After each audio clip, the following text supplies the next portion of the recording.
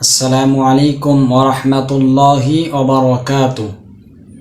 সম্মানিত উপস্থিতি, আজকে প্রশ্ন উত্তর অনুষ্ঠানের দ্বিতীয় পর্বে আজকে আলোচনা করব সাহাবীদের যুগে মাযহাব ছিল কিনা। প্রশ্ন: সাহাবীদের যুগে মাযহাব ছিল কিনা?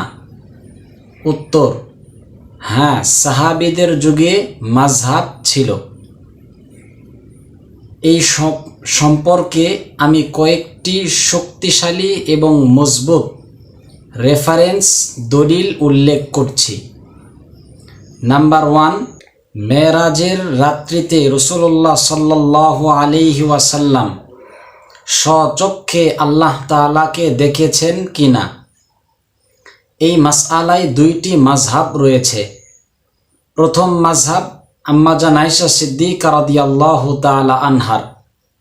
দ্বিতীয় মাযহাব রাইসুল মুফাসসিরিন হযরতে আব্দুল্লাহ ইবনে আব্বাস রাদিয়াল্লাহু তাআলা আনহুর।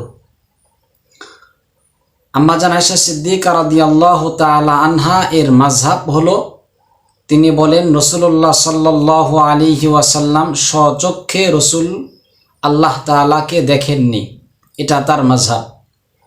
আব্দুল্লাহ ইবনে আব্বাস রাদিয়াল্লাহু তাআলা আনহুর মাযহাব হলো, তিনি বলেন রাসূলুল্লাহ সাল্লাল্লাহু আলাইহি ওয়াসাল্লাম মেরাজের রাত্রিতে স্বচক্ষে সরাসরি আল্লাহ তাআলাকে দেখেছেন।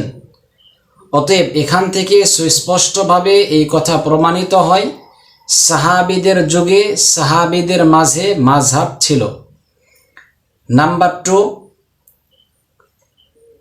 রমজান মাসে তারাবির নামাজ মসজিদে জামাতের সাথে আদায় করা যাবে কিনা।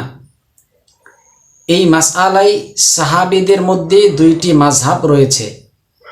প্রথম মাযহাব আমিরুল মুমিনিন হযরতে আবু বকর সিদ্দিক রাদিয়াল্লাহু তাআলা আনহুর।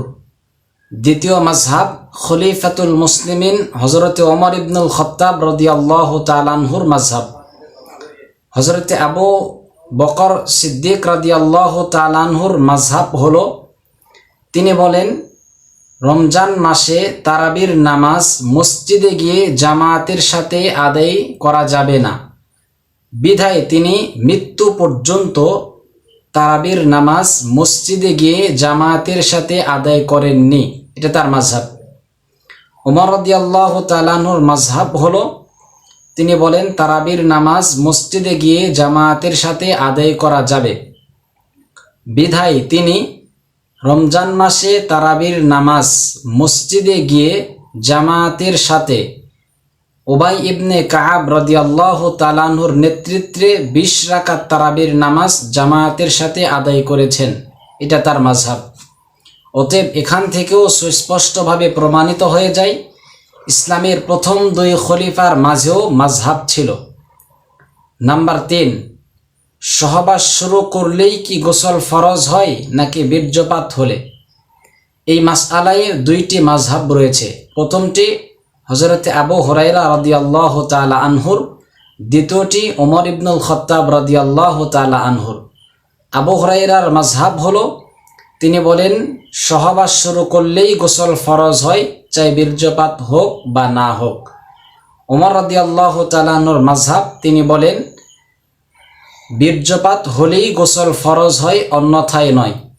অতএব এখান থেকেও জানতে পারলাম সাহাবীদের যুগে সাহাবীদের মাঝে মাযহাব ছিল। অতএব যারা বলে সাহাবীদের যুগে সাহাবীদের মাঝে মাযহাব ছিল না, তাদের প্রতি অনুরোধ রইল এই ভিডিওটি দেখার জন্য। আশা করি সকলেই বুঝতে পেরেছেন। আসসালামু আলাইকুম ওয়া রাহমাতুল্লাহি ওয়া বারাকাতুহু।